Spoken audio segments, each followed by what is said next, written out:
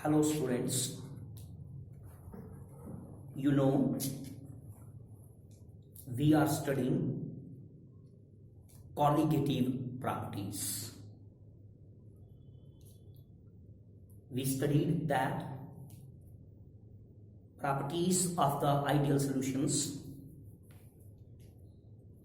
which depend on the number of solute particles are called colligative properties. Yesterday we studied relative lowering in vapor pressure as a colligative property, and today we will study second colligative property, and that is elevation in boiling point.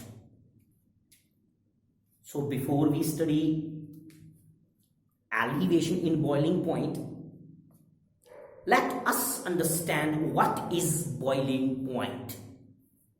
First of all, what is boiling point? That's what we have to discuss first. Boiling point is the temperature of a liquid at which its vapor pressure becomes equal to atmospheric pressure. You know, normal atmospheric pressure is taken as 1 atmosphere.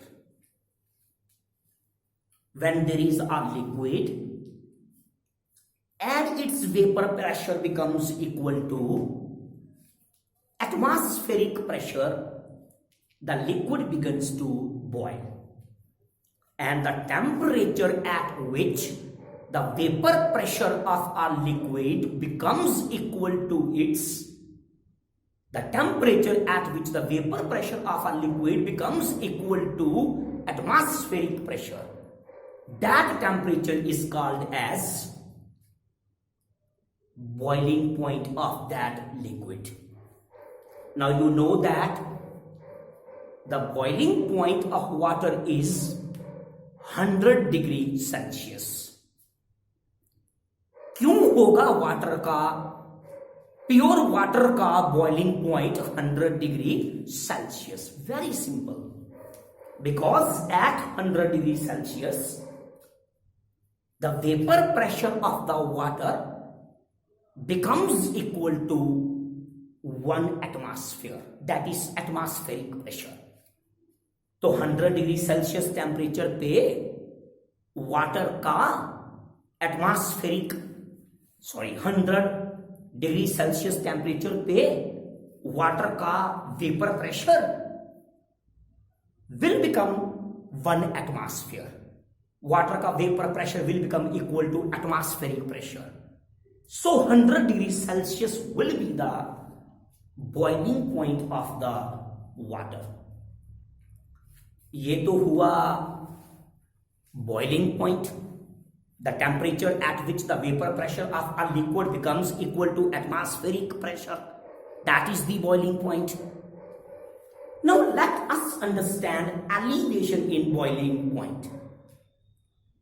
Suppose we have a pure solvent.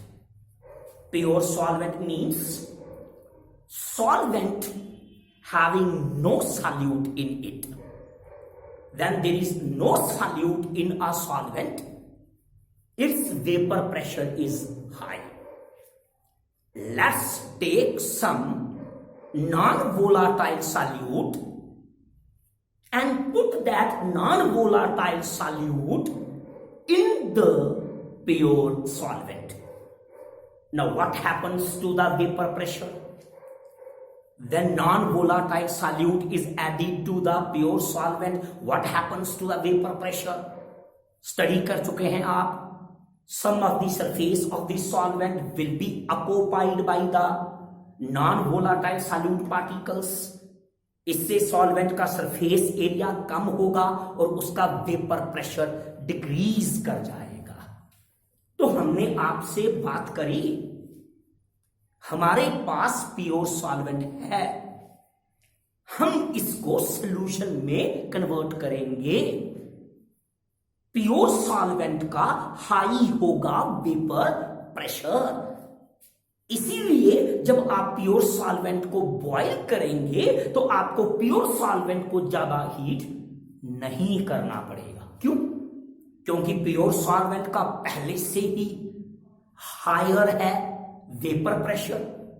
तो pure solvent के vapour pressure को atmospheric pressure के equal पहुंचाने के लिए हमें pure solvent को ज्यादा हीट नहीं करना पड़ेगा।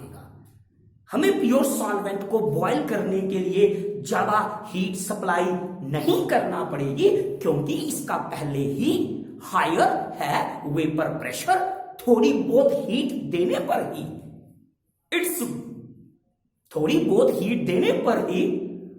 Vapour pressure will become equal to atmospheric pressure.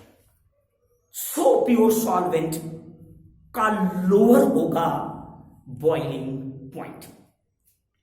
Now let us take some non-volatile solute and put it into this pure solvent, and now we get a solution having some non-volatile solute. तो student, अब जो हमारे पास solution है, जिस solution में non volatile solute है, because of the presence of non volatile solute, solution का vapour pressure कम हो जाएगा। स्टडी कर लिया हमने कैसे, कुछ अर्लियर लेक्चर्स में। तो एक तरफ प्योर सॉल्वेंट था बिगिनिंग में, उसका हायर था वेपर प्रेशर, फिर हमने उसमें नॉन वोलाटाइल सॉल्यूट ऐड किया, सोल्यूशन बन गया। Because of the presence of non volatile solute, solution का लो हो जाएगा वेपर प्रेशर। अब हम इस सोल्यूशन को बॉईल करना चाहेंगे, but because of the presence of non volatile solute, इसका लो हो गया है वेपर प्रेशर। और अगर इस सोल्यूशन का वेपर प्रेशर लोअर हो चुका है because of the presence of non volatile solute, तो अब इसका वेपर प्रेशर जो काफी लो हो चुका है, लोअर वैल्यू से जब वेपर प्रेशर को हमें कहां तक ले जाना होगा, एटमॉस्फेरिक प्रेशर तक जब उसको रेज करना पड़ेगा, हमें काफी सारी हीट सप्लाई करना पड़ेगी। और जब हम काफी सारी हीट सप्लाई करेंगे, only after that the vapour pressure of the solution will become equal to the atmospheric pressure and now the solution will begin to boil. तो फिर कंपेयर करिए ना, एक तरफ प्योर सॉल्वेंट था, पहले ही उसका हायर था वेपर प्रेशर, उसको बॉयल करने के लिए वेपर प्रेशर को एटमॉस्फेरिक प्रेशर तक पहुंचाना था, थोड़े बहुत हीट का रिक्वायरमेंट था। सो प्योर सॉल्वेंट का लोअर होगा बॉइलिंग पॉइंट, लेस होगा बॉइलिंग पॉइंट। उसी प्योर सॉल्वेंट में नॉन वोलाटाइल सॉल्यूट ऐड किया है, सॉल्यूशन बन गया। नॉन वोलाटाइल सॉल्यूट की वजह से solution will have low value of vapour pressure then the vapour pressure of the pure solvent. तो स्टूडेंट, क्योंकि सॉल्यूशन का अब वेपर प्रेशर कम है, तो जब वेपर प्रेशर कम होगा, उसको एटमॉस्फेरिक प्रेशर तक पहुंचाने के लिए हमें काफी सारी हीट को सप्लाई करना पड़ेगा, और इस प्रोसेस में सॉल्यूशन का इंक्रीज हो जाएगा boiling point. It means that boiling point of a solution containing non volatile solute is higher than the vapor pressure of the pure solvent which is used in the preparation of that solution. तो एक तरफ pure solvent और दूसरी तरफ उसी pure solvent का solution containing non volatile solute. Let's compare the boiling point of both these and you come to know that boiling point pure solvent का कम होगा और उसी प्योर सॉल्वेंट का जो सॉल्यूशन बनेगा कंटेनिंग नॉन वोलाटाइल सॉल्यूट, उसका boiling point higher होगा। This increase in the boiling point is called as elevation in boiling point. तो होप करता हूं स्टूडेंट आपने अंडरस्टैंड किया होगा। Pure solvent because of higher pressure, it will have lower boiling point. Same pure solvent में non volatile solute add किया, solution बन गया। सोल्यूशन का लोअर होगा वेपर प्रेशर तो उसका हायर हो जाएगा बॉइलिंग पॉइंट। इस तरह से प्योर सॉल्वेंट में नॉन वोलाटाइल सॉल्यूट ऐड करने पर वी गेट सोल्यूशन, और प्योर सॉल्वेंट का जो बॉइलिंग पॉइंट लो था उसका सोल्यूशन बनने पर बॉइलिंग पॉइंट हाई हो गया। This increase in the boiling point of this increase in the boiling point from the pure solvent to its solution containing non-volatile solute. This increase in the boiling point of the solution, this increase in the boiling point is called as elevation in boiling point, which is represented by the symbol delta TB. Hope करता हूं मेरा introduction समझ आया होगा। If you have not understood all this, you will not be able to understand rest of the topic. तो student ध्यान दीजिएगा, जो मैंने आपके साथ स्टूडेंट बड़ी इंपॉर्टेंट बात की है। प्योर सॉल्वेंट है, लोअर होगा इसका बॉइलिंग पॉइंट, इसमें ऐड करेंगे non volatile solute, so solution बनेगा और सोल्यूशन का हायर हो जाएगा boiling point then the boiling point of the pure solvent, and this increase in the boiling point will be called as the elevation in boiling point. And now all this will be understood from the graph. So let us understand that. अब हम student graph से understand करेंगे, और हर सभी student जो हैं वो graph पे ही फोकस कीजिएगा। तो सभी को स्टूडेंट को देखना होगा यहां ग्राफ के ऊपर। सो ये सभी बोर्ड पे देखिए, सभी स्टूडेंट्स ग्राफ पे देखें। Okay, the graph is plotted here on the x-axis.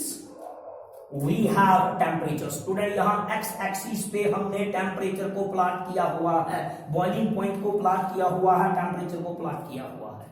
And this is y-axis, और y-axis पे हमने स्टूडेंट वेपर प्रेशर को प्लॉट किया हुआ है। And remember at this point, this is a very important point, सबको यहाँ फोकस कीजिएगा, this is the most important point. At this point vapor pressure becomes equal to atmospheric pressure. I again say that at this point the value of vapor pressure is equal to atmospheric pressure, और graph में ये जो मैंने dotted line show की है ये represent करती है एटमॉस्फेरिक प्रेशर, और इस डॉटेड लाइन का हर एक पॉइंट शो कर रहा होगा कि वेपर प्रेशर और एटमॉस्फेरिक प्रेशर जो है स्टूडेंट्स वो इक्वल हैं। So at this line the vapour pressure is equal to atmospheric pressure. फिर यहां देखना होगा, मैंने ग्राफ के अंदर टू कर्व्स ड्रा की हैं। Let us suppose this is the curve number A and this is the curve number B. Curve A indicate करता है variations in the vapour pressure of the solvent with respect to variations in the temperature. I repeat, curve A indicate करता है variations in the vapour pressure of the solvent in the with the variations in temperature, and student curve B indicate करता है variations in the vapor pressure of the solution with the variations in the temperature। तो ये एक graph है, और इस graph के through हम elevation in boiling point को अंडरस्टैंड कर रहे हैं। This is vapor pressure and this is temperature. Graph is plotted between vapor pressure and temperature. At this point vapor pressure is equal to atmospheric pressure, and this line, this represents that every point at this line indicates that the vapor pressure is equal to the atmospheric pressure. Curve A indicates variations in the vapor pressure of the solvent, pure solvent, with respect to variations in the temperature, and curve B indicates variations in the vapor pressure of the solution with respect to variations in the temperature. Now let us understand student, very very important। आपको यहां देखना होगा student, यहां पे curve ए पे simple things है, मैं direct आ जाता हूं टॉपिक के ऊपर। कर्व ए पे आप इस पॉइंट पे फोकस कीजिएगा, this point at curve A, at this point the vapor pressure of the pure solvent, I say that at this point A, the vapor pressure of the pure solvent is equal to the atmospheric pressure. क्या आपने focus किया है? At this point, vapor pressure of the pure solvent is equal to the atmospheric pressure. It means that इस point पे जितना भी temperature होगा उसी टेम्परेचर पे ये प्योर सॉल्वेंट बॉयल करेगा, और ये टेम्परेचर फाइंड आउट करने के लिए यहां से हम स्ट्रेट लाइन टेम्परेचर एक्सिस पे लाएंगे, और यहां पे ये स्ट्रेट लाइन टेम्परेचर एक्सिस को टच करेगी. So that will be the boiling point of the pure solvent. That will be the temperature at which the pure solvent boils, and let us suppose this is represented by the symbol T not B. तो कैसे हमने ये find out किया? This is the line at which every point represents vapor pressure equals to atmospheric pressure. At this point, the vapor pressure of the pure solvent becomes equal to atmospheric pressure. So at this point, the pure solvent begins to boil. At this point, whatever temperature is there, that will be the temperature of the pure solvent, and let us suppose that is represented by the symbol T naught B. Now let's understand about the variations in the vapor pressure of the solution. Student, this is the solution containing non-volatile solute. This curved line indicates variations in the vapor pressure of the solution containing non-volatile solute. Now at this point क्या होगा? Solution का जो vapor pressure है that will become equal to atmospheric pressure. I repeat, at this point the vapor pressure of the solution will become equal to the atmospheric pressure. So it means that at this point this solution containing non-volatile solute will begin to boil. So यहाँ पे क्या temperature होगा? यहाँ से सीधा perpendicular draw करेंगे temperature axis के ऊपर, और जहां पे वो टेम्परेचर एक्सिस को टच करेगा वो हमें प्रोवाइड करेगा टेम्परेचर जिस टेम्परेचर पे solution containing non volatile solute boil करेगा, एंड दैट इज टीबी. तो ग्राफ क्या इंडिकेट करता है? Student, T not B boiling point pure solvent का है, और T B boiling point solution का है having non volatile solute. So greater बच्चे आपको क्या मिलेगा यहां पे बताइए ना स्टूडेंट? यहां पे आपको क्या मिलेगा? बॉइलिंग पॉइंट आपको स्टूडेंट हायर मिलेगा. किसका बॉइलिंग पॉइंट स्टूडेंट आपको हायर मिलेगा? हम देख लीजिए, boiling point of the solution will be greater than the boiling point of the pure solvent. जो आपको ग्राफ इंडिकेट कर रहा है, देखिए यहां से आपको बॉइलिंग पॉइंट मिल रहा है, टेम्परेचर मिल रहा है जहां पे solvent liquid solvent solution boil करेंगे. पहले कौन सा टेम्परेचर रीच करा? वो टेम्परेचर जिस पे प्योर सॉल्वेंट बॉयल करेगा. फिर कौन सा टेम्परेचर रीच करा? वो टेम्परेचर जिस पे सोल्यूशन बॉयल करेगा. इसका मतलब सोल्यूशन का बॉइलिंग पॉइंट हायर होगा then the boiling point of the pure solvent.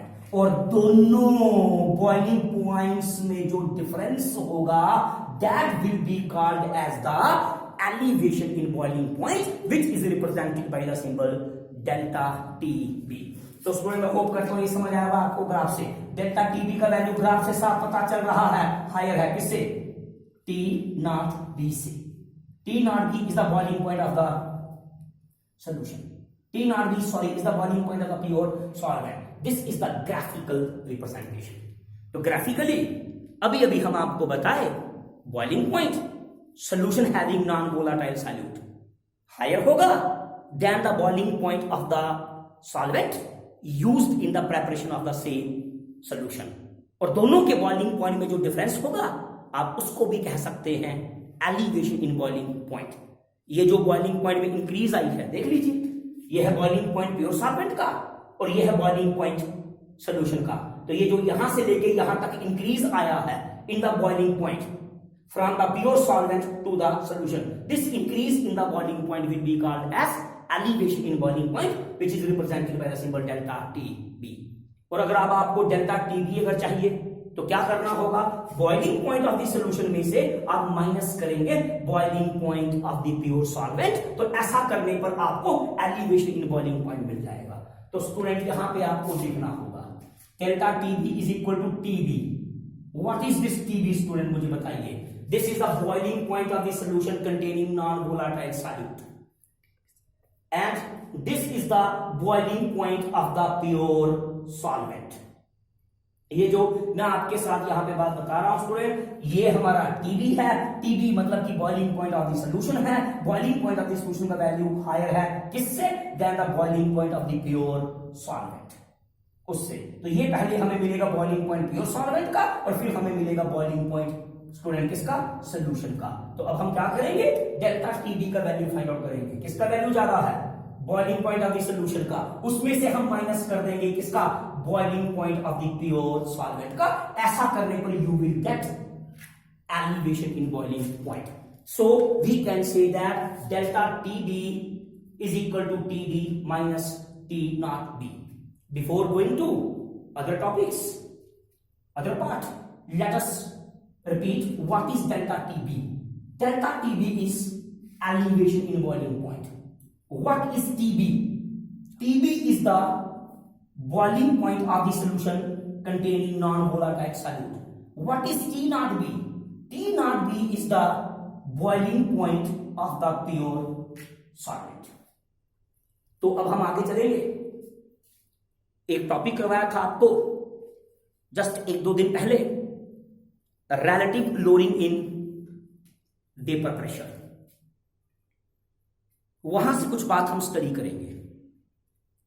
I simply say that ये जो एलिवेशन इन बॉइलिंग पॉइंट है, ये जो बॉइलिंग पॉइंट इंक्रीज करा है from the pure solvent to the solution, this is directly proportional to lowering in vapour pressure.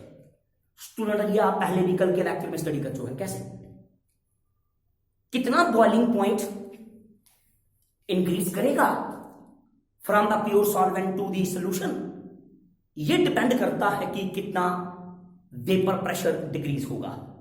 और कितना vapour pressure decrease होगा ये डिपेंड करता है कि कितना नॉन वोलाटाइल सॉल्यूट ऐड किया जा रहा है।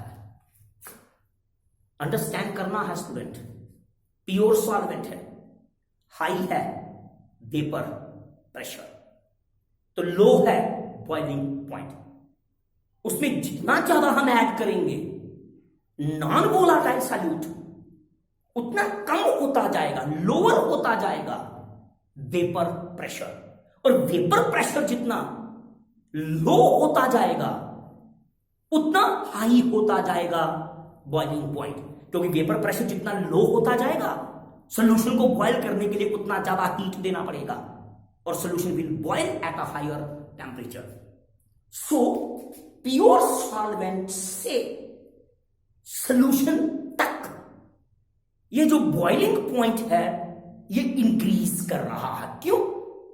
क्योंकि प्योर सॉल्वेंट को जब सॉल्यूशन में कन्वर्ट किया जाएगा नॉन वोलाटाइल सॉल्यूट ऐड करके, तो वेपर प्रेशर में डिक्रीज आएगा, वेपर प्रेशर में लोअरिंग होगी। लास्ट लेक्चर में पढ़ा। इसका मतलब value of elevation in boiling point सीधा सीधा डिपेंड करेगी lowering in vapour pressure.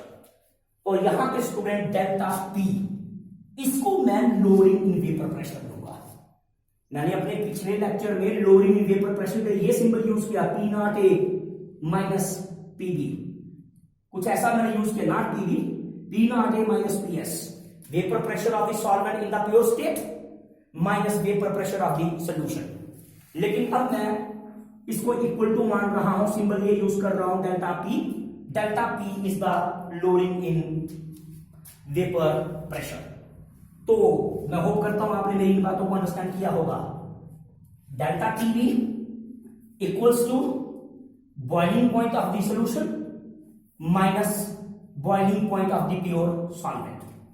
Again I say that this elevation in boiling point is directly proportional to lowering in vapor pressure. So delta TB directly proportional to delta P. Delta P क्या है मैंने board पे नहीं लिखा है, it is lowering in vapor pressure। और कल ही तो स्टडी किए आप, lowering in vapor pressure is directly proportional to XB, XB, chi B भी कहते हैं इसको, mole fraction of the solute, पढ़ा है आपने। So if lowering in vapour pressure is directly proportional to mole fraction of the solute, then delta TB will be directly proportional to mole fraction of the solute. Hope करता हूं यहां पे कैसे हम आए आपको पता चला होगा। And then delta TB is equal to K into XB, K you know is a constant of proportionality.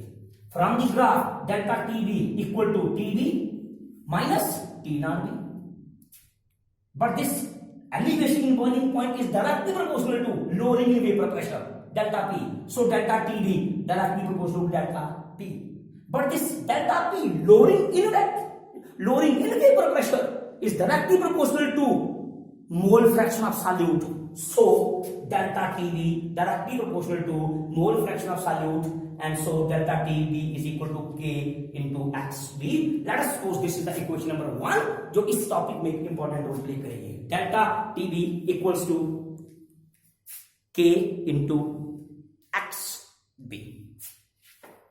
यहां से आप ये भी स्टूडेंट बता सकते हैं यहां से delta TB directly proportional to XB कि elevation in boiling point is a colligative property. Colligative property is a property whose value depend on the number of solute particles. If I say that elevation in boiling point is directly proportional to mole fraction, इसका meaning क्या है कि elevation in boiling point सीधा सीधा number of moles of solute पे depend कर रहा है, मोल फ्रैक्शन पे डिपेंड कर रहा है। और अगर डेल्टा टीबी का वैल्यू डायरेक्टली काई बी पे डिपेंड कर रहा है, एक्स बी पे डिपेंड कर रहा है, मोल फ्रैक्शन पे डिपेंड कर रहा है, मतलब number of solute particles present in the solution पे डिपेंड कर रहा है। It means that elevation in boiling point is a colligative property. चलिए अब मैथमेटिकल पार्ट करते हैं इसका और रिलेशन को ड्राइव करते हैं। और ये हमने अपने कल के लेक्चर्स में किया है, तो मैं स्टूडेंट्स को 2 मिनट के अंदर पहुंचने वाला हूं अपने डेरिवेशन के ऊपर। देखिएगा delta TB equal to K into XB, but XB पढ़ चुके हैं आप, is equal to mole fraction of solute is equal to number of moles of solute NB divided by number of moles of solvent plus number of moles of solute. फिर student आपको NB और NA का भी value मालूम है, मैंने बताया था आपको किसी भी सब्सटेंस के अगर आपको number of moles find out करने हैं तो आप उस सब्सटेंस के गिवन मास लीजिए और उसको डिवाइड कीजिए उसी के मोलर मास से, you will get number of moles. तो यहां पे NB number of moles of solute equals to WB upon MB. मैंने यहां कुछ नहीं लिखा है, वेयर क्या है ये आपको खुद करना है। WB is the mass of the solute, given mass of the solute, whereas MB is the molar mass of the solute. Na, number of moles of solvent, that is equal to WA, mass of the solvent, upon Ma, molar mass of the solvent. When all these values are substituted in this relation, ये जो student ऊपर relation मिला है हमें chi B X B equals to N B upon N A plus N B, तो इस relation के अंदर जब हम ये सारी वैल्यू सब्स्टिट्यूट करेंगे एन बी का, एन ए का, एन बी का, तो आपको फाइनली स्टूडेंट ये वाला रिलेशन मिलेगा। देखते हैं लास्ट लेक्चर किसने याद रखा हुआ है। यहां देखिए डिनोमिनेटर में क्या हो रहा है, masses of solute are being compared with the masses of the solvent. These are the ideal solutions having non-volatile solute and these are the dilute solutions. और ये ऐसे dilute solutions हैं जिनमें masses of the solute जो हैं they are almost negligible in comparison to the masses of the solvent. So that's why student हमने denominator में यहां पे क्या किया है, क्योंकि डिनोमिनेटर में ही masses of the solute compare हो रहे हैं मासीज ऑफ दी सॉल्वेंट में, इसलिए डिनोमिनेटर में हम WB अपॉन MB को निगलेक्ट करेंगे क्योंकि इसका वैल्यू बहुत कम है in comparison to the value of the solvent. इसलिए स्टूडेंट मैंने यहां पे लिखा है since WB upon MB in the denominator is very very less in comparison to WA upon MA, हम इसको निगलेक्ट कर देंगे। जब ये वैल्यू स्टूडेंट नेगलेक्ट हो जाएगी तो हमारे पास X B is equal to ये आ जाएगा हमारे पास, ये रिलेशन स्टूडेंट हमारे पास बन जाएगी, ये X B is equal to this, ये खुद करेंगे आप। फिर जब आप इसी को स्टूडेंट सॉल्व करोगे तो आपके पास आ जाएगा X B is equal to this, ये रिलेशन आ जाएगा W B upon M B into M A upon W A. और मैं होप करता हूं आपको मालूम होगा W B upon M B that is equal to N B. मैं रिपीट करता हूं, W B given mass of the solute upon M B molar mass of the solute, mass of the solute divided by molar mass of the solute that will be equal to number of moles of solute, इसलिए बच्चे इस पूरी relation को मैं मान लूंगा equal to M B, W B upon M B that will be equal to N B. तो यहां पे फिर मैं एन बी का वैल्यू लिखूंगा, अगर आप ध्यान दे रहे होंगे स्टूडेंट, ये हमने किया यहां पे। So finally this X B is equal to, इसकी प्लेस पे क्या आ गया, N B into M A upon W A. अब स्टूडेंट यहां पे देखिए, इसी को मैंने थोड़ा रीअरेंज किया है student, X B is equal to N B, ये इस तरफ लाया, मैंने कुछ नहीं किया, upon W A into M A. और शायद अब आपको मालूम होगा what is N B, number of moles of solute, W A mass of the solvent, number of moles of solute divided by mass of the solvent. Let us suppose solvent का mass हम KG में ले रहे हैं, so number of moles of solute divided by mass of the solvent, this is molality, small m, study किया था आपने। so ये जो बच्चे इस रिलेशन में N B upon W A मिल रहा है, this is equal to molality, so we say that chi B is equal to molality small M, molality into M A means molar mass of the solvent. तो ये जो student X B का value है, इसको अब हम student यहां equation number first में सब्स्टिट्यूट करेंगे। Put the value of X B in equation number 1, यहां से एक्स बी का वैल्यू लेके हम इस इक्वेशन नंबर फर्स्ट में सब्स्टिट्यूट करेंगे, तो हमें स्टूडेंट मिलेगा ये delta T B equals to K, और उसके बाद स्टूडेंट मैंने लिखा है के, ये एक्स बी का वैल्यू ना, देखो delta T B is equal to K, तो के आगे एक्स बी, और एक्स का वैल्यू यहां से देख लेना एक्स बी का वैल्यू, तो ये मैंने ऐसे लिख दिया, पहले मैंने कैपिटल एम ए वाला लिख दिया, तो उसमें कोई फर्क नहीं पड़ता, एम ए इंटू एम, तो ये हमने एक्स बी का वैल्यू स्टूडेंट यहां पे लिखा है। अब उसके बाद देखते हैं स्टूडेंट क्या है, delta T B is equal to K M A into M, but याद रखना स्टूडेंट यहां पे सभी, ये जो प्रोडक्ट है स्टूडेंट के, मैंने आगे लिखा है K is a constant, K into MA, this is KB, और KB आप पूरी देर में पढ़ने वाले हैं, उसको मोलर एलिवेशन कांस्टेंट कहते हैं। तो अभी फिलहाल यहां this delta TB equal to K MA into molarity, but this K into MA is equal to KB, K के बेस पे लिखा है हमने B, so the equation becomes delta TB is equal to KB into M। ये m तो आपको पता है छोटा m मोलैरिटी है, और स्टूडेंट ये kb क्या है, वेरी इंपॉर्टेंट स्टूडेंट, इस kb को हम बोलते हैं molal elevation constant, it is also known as molal ebullioscopic constant. मैंने बोर्ड पे लिखा है where kb is known as molal elevation constant, it is also known as ebullioscopic constant. यहां लिखा है, देख लीजिए, मोलर एब्यूलियोस्कोपिक कांस्टेंट। तो what is this kb, molar elevation constant, it is also known as molar ebullioscopic constant. तो ये था हमारा final relation, delta TB is equal to KB into M. अब स्टूडेंट हम थोड़ा सा डिफाइन करेंगे what is this kb, molar elevation constant.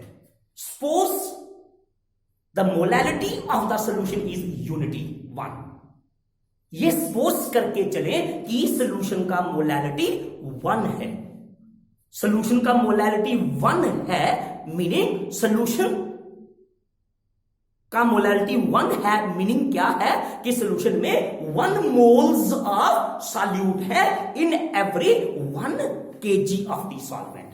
If there is a solution, that solution has 1 moles of the solute in 1 kg of the solvent, the solution is said to have 1 polarity, unity। तो student यही हमने यहां पे लिखा है, if molarity m is equal to 1 then, फिर यहां पे स्टूडेंट आप मोलैरिटी का वैल्यू m सब्स्टिट्यूट का वैल्यू करोगे 1 तो हमारा होगा delta TB equal to KB. यहां delta TB equal to KB कैसे आया, delta TB molar elevation constant equal to KB into M, m1 ऐसे हो गया, हम सपोज कर रहे हैं कि सॉल्यूशन का मोलैरिटी 1 है, तो स्टूडेंट हमें ये रिलेशन मिल गया। और यहां से हमने केबी को डिफाइन किया है, what is KB, molar elevation constant is the elevation in the boiling point of a solution, then its molarity is 1. So what is Kb? It is the molar elevation constant of a solution, then its molarity is 1.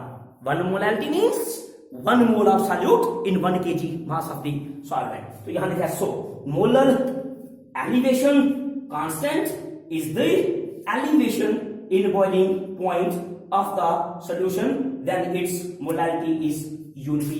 Unity means 1. Hope करता हूं ये भी part आपने understand किया होगा। Increase in the boiling point from the pure solvent to the solution when non-volatile solute is added is called elevation in boiling point. Elevation in boiling point delta TB equals to Kb into m. What is Kb? Molar elevation constant.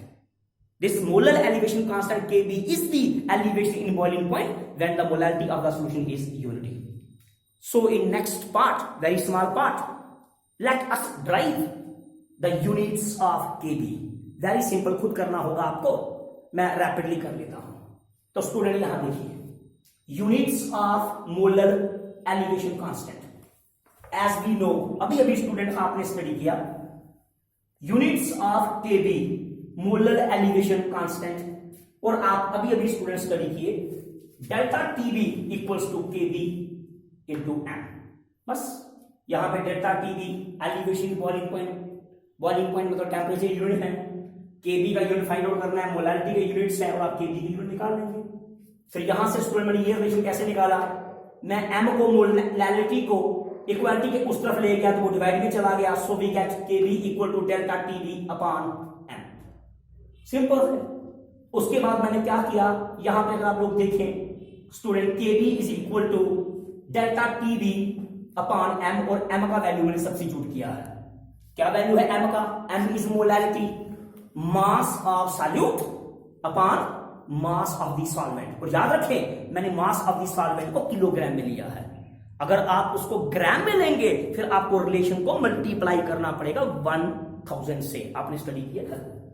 So Kb is equal to this delta Tb upon m, और m का value क्या है, Nb number of moles of solute upon mass of the solvent in kg लिया हमने। ठीक है students, उसके बाद मैंने इसी को स्टूडेंट सॉल्व किया, थोड़ा सा Kb equal to delta Tb upon Nb into W में रीअरेंज किया है। Kb इज इक्वल टू, अब मैंने यहां पे यूनिट्स फिल किए हैं, ये खुद करना। Kb इक्वल डेल्टा Tb है क्या, elevation in boiling point. Boiling point means temperature, और टेंपरेचर का यूनिट ऐसा यूनिट केल्विन, तो डेल्टा टीबी का यूनिट स्टूडेंट हमारे पास आ गया केल्विन। उसके बाद मास ऑफ द सॉल्वेंट, मैंने पहले ही कहा है मास ऑफ द सॉल्वेंट मैं केजी में ले रहा हूं, तो kelvin mass of the solvent into है तो इनटू केजी, और अपान में है नंबर ऑफ मोल्स, तो मैंने अपान में ले लिया नंबर ऑफ मोल्स, और ऊपर इनवर्स लिया है मैंने -1। तो फाइनली केबी के यूनिट क्या आते हैं स्टूडेंट्स, केल्विन केजी पर मोल। याद रखिएगा केल्विन केजी पर मोल। कैसे फाइंड आउट करने हैं, केबी के units delta TB equals to KB into M molarity. यहां सबके यूनिट सब्स्टिट्यूट कीजिए और केबी के यूनिट्स फाइंड आउट कर लीजिए, और डायरेक्ट चुटकियों में ऐसे याद रखिए kelvin kg per mol. Now last part, we have studied that the value of colligative property can be used to determine the molar mass of the solute. Once the colligative property of a solution is known, we are able to find out the molar mass of the solute. तो अब वही करेंगे तो कल किया था। Elevation in boiling point is a colligative property. यहां भी प्रूव किया और यहां भी प्रूव हो जाता है। This is elevation in boiling point, delta TB is equal to Kb, delta TB is equal to Kb कब, when molarity is 1, then molarity is 1, it means number of moles of solute is 1। इसका मतलब कि ये जो elevation in boiling point है ये number of solute particles पे depend कर रहा है, so it is a colligative property, and by using this colligative property we are able to find out the molar mass of the solute M B. Let's see how. Student यहां कुछ भी नहीं, देखो क्या है, determination of molar mass of the solute M B as we know. अभी किया student हमने यहां पे जल्दी, delta TB equals to KB into M. Let's say this is the equation number 1 but M molality, ये स्मॉल एम है, small M मेरी calculations में मोलैलिटी है और कैपिटल एम मोलर मास है। Molality equal to NB upon W A. मैंने W A को kilogram में लिया student, mass of the solvent. अगर ये ग्राम में है तो आपको मल्टीप्लाई मिलेगा फिर 1000 से। कई बुक्स के अंदर आपको इस रिलेशन में 1000 से मल्टीप्लिकेशन मिलेगी, लेकिन वो तब करना है अगर आपने WA mass of the solvent gram में लिया है। ये मोलैरिटी का वैल्यू हो गया। फिर इसमें आपको NB मिला, सेम तो है, NB mass of the solute. Mass of the solute किसकी इक्वल टू होगा, sorry NB moles of solute है student, NB moles of solute है, और moles of solute is equal to mass of the solute WB mass of the solute upon molar mass of the solute. सब किया है ना हमने। तो ये जो m वाला रिलेशन है ना, m equals to NB upon WA, इसी रिलेशन पे हम ये NB का वैल्यू सब्स्टिट्यूट करेंगे, ये NB का वैल्यू यहां सब्स्टिट्यूट करेंगे और हमें ये वाला रिलेशन स्टूडेंट मिल जाएगा, ये वाला। फिर इसी को रीअरेंज करके हमें ये मिलेगा और इसको रीअरेंज करके स्टूडेंट हमें मिल जाएगा m इक्वल्स टू हमें ये मिल जाएगा स्टूडेंट, यहां देखिएगा m equals to WB upon MB into WA। Hope करता हूं स्टूडेंट आपने m का वैल्यू ध्यान दिया होगा यहां पे। और अब हम यही m का वैल्यू स्टूडेंट जो है मैंने यहां दिखा रही है, इसको हमने यहां इक्वेशन नंबर 1 में सब्स्टिट्यूट कर देना है। यहां कर पाएंगे, ये यहां से लेना है m का वैल्यू और यहां सब्स्टिट्यूट कर देना है equation number 1। Delta TB equals to Kb, तो यहां पे केबी इंटू m का वैल्यू आपने यहां से लेना है, WB this is WB upon MB into WA, MB into WA। लेकिन आपको फाइंड आउट क्या करना है, MB molar mass of the solute. तो स्टूडेंट यहां डिनोमिनेटर में जो MB है ये उस तरफ ले लेंगे हम, सिंपल मैथमेटिक्स के रूल है, और डेल्टा टीबी को इक्वालिटी के उस तरफ शिफ्ट कर लेंगे। तो फाइनल इक्वेशन क्या बनेगा खुद देखना है। फाइनल रिलेशन हमारा क्या बनेगा, MB इज इक्वल टू, ये MB आ गया उस तरफ, equals to KB into WB, और MB के प्लेस पे आएगा delta TB into WA। WA हमने ग्राम में लिया है और किलोग्राम, सॉरी WA हमने किलोग्राम में लिया है। अगर ये ग्राम में होता तो आप इसको 1000 से मल्टीप्लाई करते, where MB is the molar mass of the solute. तो इस तरह क्वालिटेटिव प्रॉपर्टी को यूज करते हुए आप सॉल्यूट का मोलर मास को फाइंड आउट कर सकते हैं। तो थोड़ा अगर टफ लगा हो तो वीडियो को तो आपको 2-3 टाइम्स रिपीट करके देखना होगा, so that you are able to memorize the things properly. तो मैंने आपसे बार बार कहा है स्टूडेंट, जो बच्चे अपने टीचर की बात पूरी सुनते हैं, फॉलो करते हैं, रिपीटेडली वीडियो देखते हैं, उसके ऊपर थारोली कंसंट्रेट करते हैं, अपनी नोटबुक्स बनाते हैं, नोट्स बनाते हैं, क्वेश्चंस तैयार करते हैं, टीचर्स को पूछते हैं, वो ही सक्सेस अटेन करते हैं। तो मैं कैमरा से हटने पे, ये कैमरा थोड़ी देर तक जब मैं हटूंगा बोर्ड पे फोकस रहता है, आपको मालूम है, स्क्रीनशॉट ले सकते हैं और अपने नोट्स बनाइए और उसको रिपीट कीजिए।